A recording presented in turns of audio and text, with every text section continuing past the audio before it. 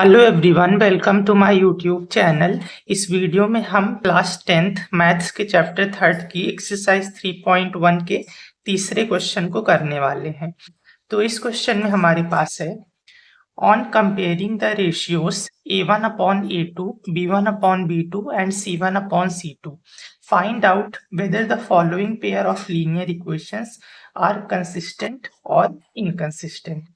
तो इससे पहले जो हमने सेकंड क्वेश्चन करा था वो भी क्वेश्चन बिल्कुल सेम था। बस उसमें क्या करना था, उसमें आपको ये बताना था कि ये जो लीनियर इक्वेशंस आपको दे रखी हैं इनके जो ग्राफ बनेंगे वो कैसे बनेंगे, मतलब पैरेलल होंगे, इंटरसेक्टिंग होंगे या कोइंसिडेंट होंगे, है ना। लेकिन इस क्वेश्चन में आपको ये बताना है कि वो कंसिस्टेंट होंगे या फिर इनकंसिस्टेंट होंगे।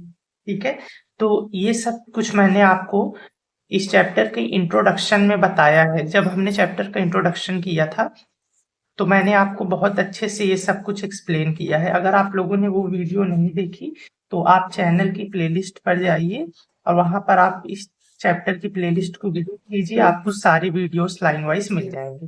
ठीक है, तो चलिए इस क्वेश्चन को हम स्टार्ट करते हैं। तो उससे पहले मैं आपको एक चीज बताना चाहूंगा कि ये जो इक्वेशन होती है इसकी जनरल फॉर्म क्या है। देखो, ये इस तरीके से है, a x plus b y plus c equals to 0। ठीक है, कहने का मतलब इस तरीके से, देखो यही इक्वेशन आप देख लो। देखो थ्री, देखो एक इस तरीके से है, 3x प्लस 2y, और ये जो 5 है इसको अगर मैं इधर लेके आऊं तो हो जाएगा -5 इज इक्वल टू 0। तो a 3 है, b 2 है और c क्या है, कांस्टेंट यानी कि -5, है ना। तो इस तरीके से, तो बेसिकली इक्वेशन की जनरल फॉर्म ये हो गई, a x plus b y plus c equals to 0। ठीक है, अब क्योंकि यहाँ पे आपको दो इक्वेशन दे रखी हैं तो आप ऐसे देख लो, फिर इसकी भी फॉर्म वही होगी, a x plus b y plus c equals to 0, है ना। लेकिन अब क्या होगा, पहली इक्वेशन ए को हम a1 बोल देंगे, बी को b1 बोल देंगे और सी को c1 बोल देंगे, और दूसरी इक्वेशन के ए को a2, बी को b2 और सी को c2। ठीक है, बस सिंपल सी चीज है, यही बता रहे थे आप। चलिए अब क्वेश्चन को करते हैं। तो यहाँ पे आपको रेशियोस निकालने हैं इस तरीके से, तो चलिए निकालते हैं। सबसे पहले क्या करेंगे, क्वेश्चन को, ये जो कांस्टेंट है इसको इधर लेके आएंगे, तो ये हो जाएगा 3x plus 2y minus 5 equal to 0। ठीक है, ये मैंने इसको इस तरीके से लिख दिया, इसको भी ऐसे लिख देते हैं, 2x माइनस 3y, 7 इधर प्लस है, इधर आके माइनस, -7 इज इक्वल टू 0। ठीक है, तो हमने इसको इस तरीके से इक्वेशन को बना लिया। अब चलिए हम रेशियोस निकालते हैं, a1 upon a2, b1 upon b2 और c1 अपॉन c2 हमें निकालना है। ओके, तो a1 क्या है, ठीक है, अब ये वाली इक्वेशन देखना, ठीक है, क्योंकि हमने इसको मॉडिफाई कर दी। तो a1 क्या है 3, a2 क्या है, x के साथ दूसरी इक्वेशन 2, 3 अपॉन 2, और फिर b1 क्या है, b1 है 2, b2 क्या है -3, आपको साइन भी ध्यान देना है। ठीक है, और c1 क्या है -5, ठीक है, और c2 क्या है -7। ठीक है, तो माइनस से माइनस कट गया, तो ये आ गया आपके पास 5/7। तो ये आया आपके पास 3/2 2/-3 और 5/7। आप देख सकते हो ये तीनों इक्वल नहीं है। इसको थोड़ा सा ऊपर करूं तो कहने का मतलब है कि a1 upon a2, b1 upon b2, c1 upon c2, इस तरीके से ये तीनों इक्वल नहीं है, मतलब ये a1 upon a2, b1 upon b2 की इक्वल नहीं है, और ये सब इस तीसरे वाले की इक्वल नहीं है, मतलब तीनों इक्वल नहीं है। जब इस तरीके से होता है तो मैंने आपको बताया है, आपको पहला वाला देखना है, ये जो पहला वाला ऐसे गया, ऐसे इंटरसेक्ट कर दिया, तो ये कौन सा होता है, इंटरसेक्टिंग।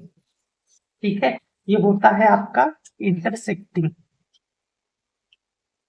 और आपको पता है कि इंटरसेक्टिंग वाला जो होता है उसका एक सॉल्यूशन होता है, वन सॉल्यूशन, यानी कि ये कंसिस्टेंट हो जाएगा।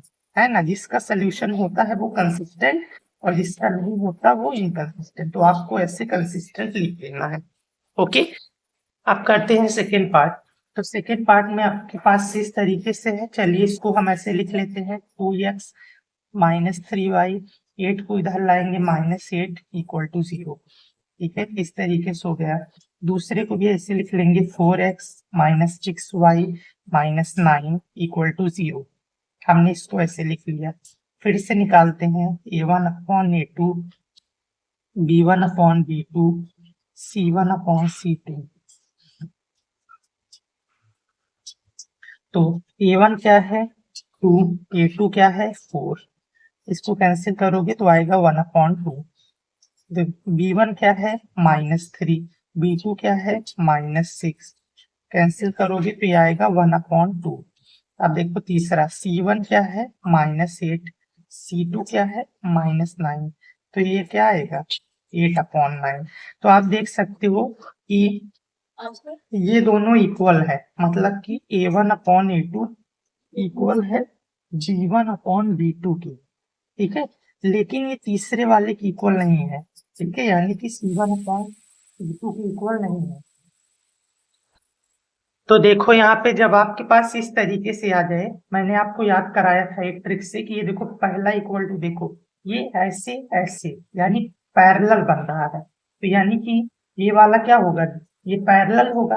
और पैरेलल जो होता है उसका कोई सोल्यूशन नहीं होता। मतलब देखो ये पैरेलल ऐसे हो गया, एक ये ऐसे गया। जब एक दूसरे को कहीं मीट नहीं कर रहे तो सोल्यूशन क्या होगा, कोई सोल्यूशन नहीं। जिसका सोल्यूशन नहीं होता उसको हम बोलते हैं इनकंसिस्टेंट। तो ये दूसरा वाला हो जाएगा इनकंसिस्टेंट।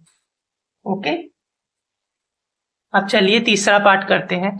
तो तीसरे पार्ट में आपके पास है इस तरीके से। तो चलिए इसको भी मॉडिफाई करते हैं। तो ये हो जाएगा 3/2x प्लस 5/3y, 7 इधर प्लस है, इधर आके माइनस इक्वल टू 0। ठीक है, दूसरा 9x माइनस 10y, 14 इधर प्लस है, इधर आके माइनस, ये इक्वल टू 0। ठीक है, अब हमें ये वाली इक्वेशन देखनी है जो हमने नई बनाई है। तो चलिए a1 upon a2, b1 upon b2, c1 upon c2 निकालते हैं। तो a1 क्या है 3/2 अपॉन a2 क्या है आपके पास 9। तो देखो जब आपके पास इस तरीके से होता है फ्रैक्शन के नीचे फ्रैक्शन आ जाए तो हम नीचे वाले का रेसिप्रोकल करते हैं। मतलब देखो 9 के नीचे कुछ नहीं है यानी अपॉन में 1 है। तो ये ऐसे हो जाएगा 3/2 इंटू में 1 ऊपर चला जाएगा। ठीक है, और 9 नीचे आ जाएगा इस तरीके से। तो ये हो जाएगा 3 × 1 = 3, 3 × 3 = 9। तो बेसिकली सॉल्व करके क्या आया 1/3 × 2 6। ठीक है, दूसरा करते हैं b1 अपॉन b2। b1 क्या है 5/3।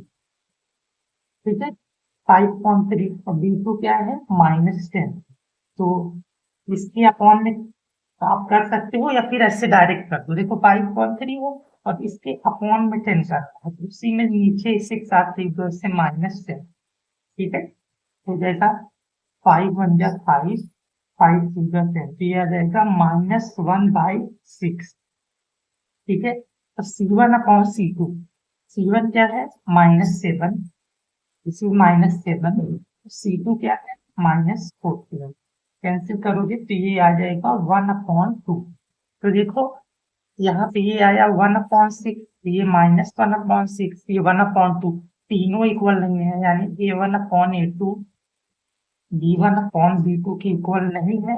और ये नहीं इक्वल है किसके c1 अपॉन c2 के। तो देखो यहाँ पे पहला देख लो ऐसे इंटरसेक्ट कर रहा है यानी कि ये इंटरसेक्टिंग है। और आपको पता है इंटरसेक्टिंग का एक सोल्यूशन होता है। ऐसे इंटरसेक्ट करेगा तो एक पॉइंट पे होगा तो एक सोल्यूशन, लेकिन सोल्यूशन है तो, और सोल्यूशन है तो ये क्या हो जाएगा, this will be consistent. Okay, so ये थे आपके 3 पार्ट्स। अब इस वीडियो में इतना ही। नेक्स्ट वीडियो में हम इसके बाकी के बचे हुए पार्ट्स को करेंगे। So thank you for watching this video. अब मैं मिलूंगा आप लोगों से नेक्स्ट वीडियो में।